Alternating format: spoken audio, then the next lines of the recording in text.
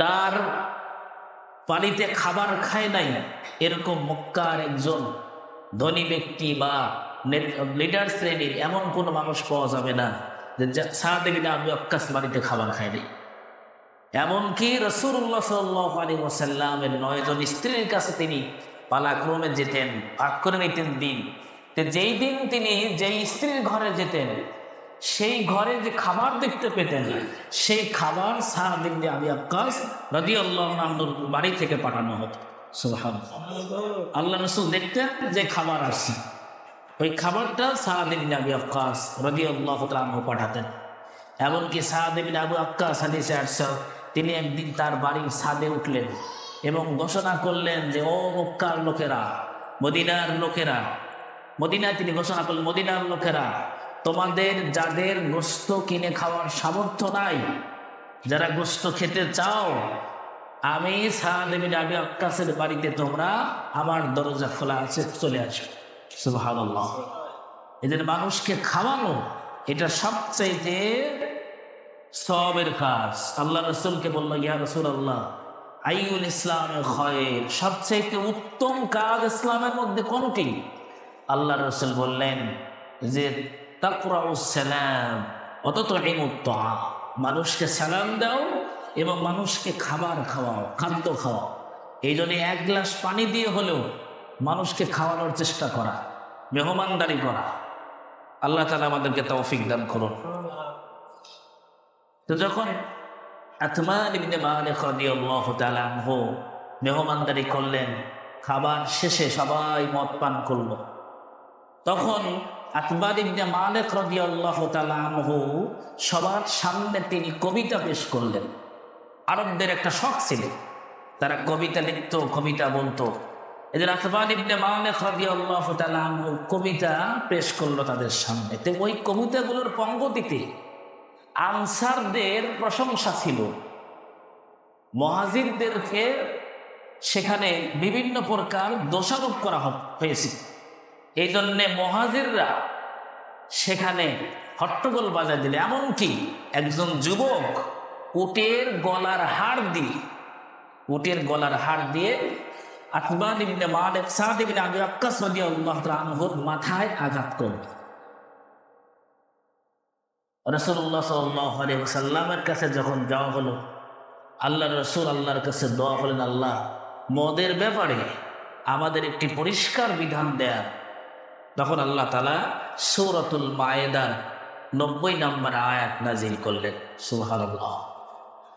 আল্লাহ তাআলা বললেন, ইয়া আইয়ুহাল্লাযীনা আমানু, হে ঈমানদারগণ, যারা ঈমান এনেছো, ইন্নামাল খামরু ওয়াল মাইসিরু ওয়াল আনসাবু ওয়াল আজলামু রিজজুম মিন আমালিশ শাইতান।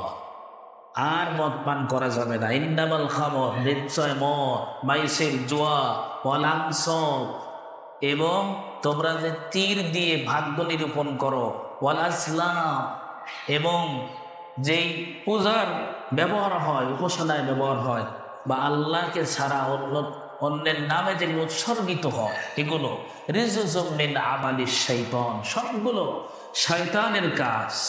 ফাজতানিবুহু, এগুলো থেকে তোমরা বিরত থাকো, লাআল্লাকুম তুফলিহুন, তোমরা সফল হতে পারবে। সুবহানাল্লাহ। এই আয়াত দিয়ে সর্বশেষ মাদক দ্রব্য, নেশা জাতীয় দ্রব্যকে আল্লাহ তাআলা হারাম করে দিয়েছেন। এই জন্য রাসূলুল্লাহ সাল্লাল্লাহু আলাইহি ওয়াসাল্লাম বলেছেন, কুল্লু মুসকিরিন খামরুন ওয়া কুল্লু মুসকিরিন হারামুন, প্রত্যেক নেশা জাতীয় দ্রব্য, খামর মদ, এবং ওয়া কুল্লু মুসকিরিন হারামুন, আর প্রত্যেক খামর হলো হারাম। হযরতে আবু দারদা রাদিয়াল্লাহু তাআলা আনহু তিনি বলেন যে আমি রাসূলুল্লাহ সাল্লাল্লাহু আলাইহি ওয়াসাল্লামের অন্তিম সময়ে উপস্থিত ছিলাম। হাদিসে আসছে আবু দারদা রাদিয়াল্লাহু তাআলা আনহু বলেন যে আমার প্রিয় বন্ধু আওসানি খলিলি, আমার প্রিয় বন্ধু রাসূলুল্লাহ সাল্লাল্লাহু আলাইহি ওয়াসাল্লাম জীবনের অন্তিম সময়ে আমাকে ওসিয়ত করেছেন, উপদেশ দিয়েছেন। কি উপদেশ? ওয়ালা তাশরিবুল খামরা, হে আবু দারদা, কখনো মদ পান করবে না। ফাইন্নাহা মিফতাহু কুল্লু শার, কেননা এই মদ, এই মাদক দ্রব্য, নেশা জাতীয় দ্রব্য, এগুলো প্রতিটা বন্ধের এবং সকল বন্ধের চাবিকাঠি। নাউযুবিল্লাহ। যেমন একটা চাবি দিয়ে কোনো ঘরের তালা খুলে অনায়াসে ঘরে ঢুকে যাওয়া যায়, যদি কোনো ব্যক্তি মদ পান করে সকল বন্ধের চাবিকাঠি অর্থাৎ সকল পাপ তার জন্য খুলে যায়, সব পাপ করা তার জন্য সহজ হয়ে যায়।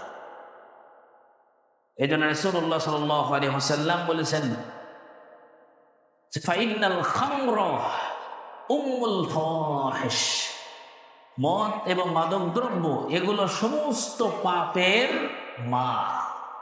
উম্মুল ফাওয়াহিশ, সমস্ত পাপের মা। কারণ যখন একজন ব্যক্তি মদ পান করে তখন তার হিতাহিত জ্ঞান থাকে না, সে যে কোনো পাপে লিপ্ত হতে পারে। এমনকি আমরা দেখেছি বিভিন্ন মিডিয়ার মাধ্যমে, পত্রিকায় আসছে যে মদ পান করে নিজের মাকেও হত্যা করেছে কিনা, নিজের মাকেও হত্যা করে দিয়েছে, নিজের সন্তানকে হত্যা করেছে। যে মদ পান করলে হিতাহিত জ্ঞান থাকে না।